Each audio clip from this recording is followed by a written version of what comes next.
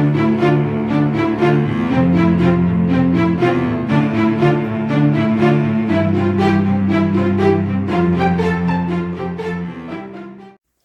collectors, this is Doug and you're watching Joe Wood Collector. Today I'm going to show you a card in my collection that is truly rare and has an awesome story behind it. There was only one of this card graded on the PSA and or SGC Pop Report from 2004 to 2023, which made it very difficult to acquire. I was fortunate enough to pick up the newly graded second copy of this in the November 2023 Love of the Game auction, and I just absolutely love the card. The card is a 1921 Herpolsheimer Joe Wood. It's graded a PSA 1 MK. Has a very small marking on the back. I'm not sure that you can actually see it here. But I am just absolutely thrilled to have the opportunity to pick this card up.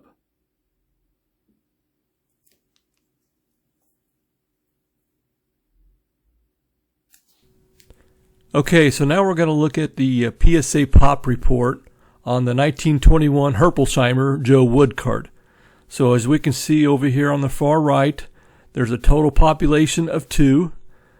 We have one PSA 6 with the MK qualifier, and we have one in a PSA 1, and it also has the MK qualifier. For me as a collector, the hunt for rare cards is half the fun, and the other half is the story and history behind it. Follow me as I share in the history and mystery of this rare set and card. Okay, I'd like to share with you guys a great article I found on this subject from the Sports Collectors Daily. Who knew that a stash from one of the hobby's rare sets would be found in a Band-Aid box? A stack of 39 cards from the 1921 Herpolsheimer issue included 9 previously unknown examples. It will be part of the Love of the Game's upcoming auction, which begins next week. Between the PSA and SGC Pop reports, only 105 Herpolsheimer cards have been authenticated and graded. I'm fascinated by these, Love of the Game auction director Al Crisafulli said. Been fascinated for these for years. The cards were found in a Band-Aid box at an estate sale near Grand Rapids, Michigan in 2019. After 4 years of staying in contact with the owner of the cards, Crisafulli was able to secure the consignment.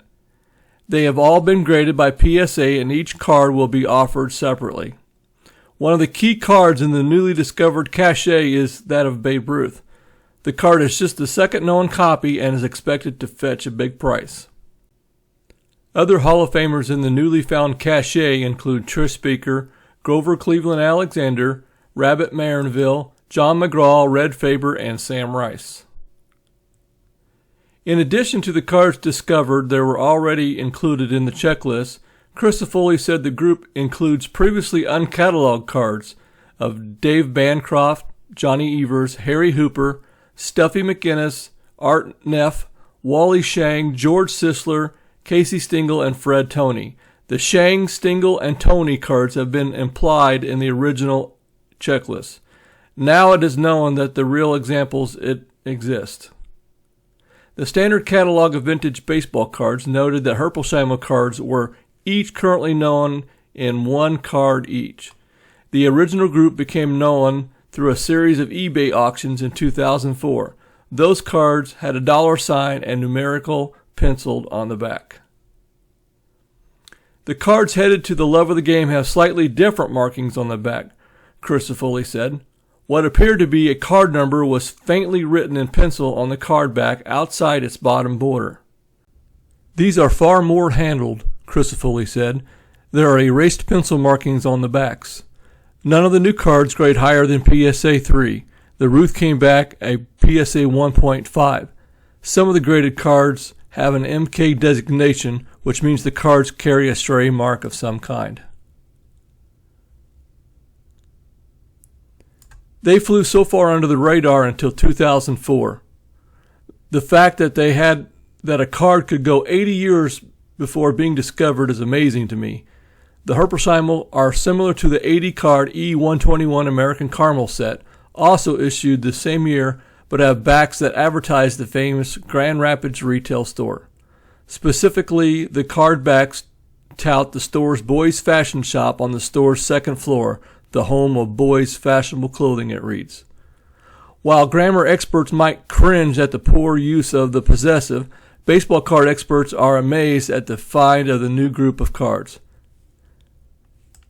The idea that Herpolsheimer cards were prototypes seems less likely now that a new batch has been found, but the exact method of distribution has yet to be discovered. Were they a premium given to young customers who visited the store? Perhaps. Whatever the case, not many have survived over the past 100 years.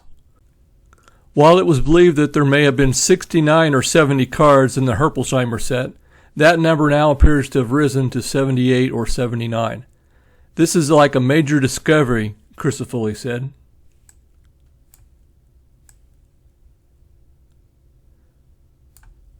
Crisafulli said that he had been aware of the new group of cards since February of 2019, when the owner coyly posted on the sports card forum Net54. How rare would a stack of 1921 Herpolsheimers be, including Babe Ruth, the poster asked. Just wondering. Like that was going to slip past the forum members who demanded and got photographs. This is a picture posted on the Net54 forums of the 39 cards, the back of the cards, and the original Band-Aid box. This is the other picture that was posted on Net54 boards. Can you imagine finding an old Band-Aid box with this stack of cards inside? I can't even imagine. Herpolsheimer is a fascinating name for a department store. At times, nicknamed Herps, the store was the brainchild of William Godlove Herpolsheimer. In 1870, he co-founded Voigt, Herpolsheimer and Company, a dry goods store, with Charles G.A. Voigt. They set up shop in Michigan City, Indiana, and Herpolsheimer opened a second store in Grand Rapids. When he was about 60, the Herpolsheimer patriarch handed over control of the business to his son, Henry, who began working for his father in 1883 when he was a teenager. Born in Germany, William Herpolsheimer died April 1917 of heart disease in Grand Rapids. Henry Herpolsheimer died 3 years later of apoplexy. Henry's son, Arthur Herpolsheimer, took over the business and oversaw the merge of the company with Hahn's Department Store of New York City in 1928, according to Detroit Free Press. The fact that a second group of cards has been discovered was not a loss on Crisafulli. That tells me that they were much more likely to be distributed, he said. It changes everything we know about these cards. In an update on Net54 in early October, the seller of the cards said, "Took quite some time to get to this point. He planned to sell them, but there was an estate issue," Crisafulli said. The poster noted that his uncle, who was a collector, was diagnosed with stage 4 liver cancer and died 20 days later in 2020. Now that probate is settled, the cards are available to be sold. He was a collector of many things and an auction goer himself. The consignor wrote he would have really loved to watch the sale of these cards. I hope you enjoyed this video and came away with something new you didn't already know. Please feel free to comment below with any questions, or if you would like to care to add any info I might have missed. If you enjoyed this video, please feel free to like or subscribe to the channel. Thanks for watching, and remember to enjoy and respect our great hobby. Happy collecting.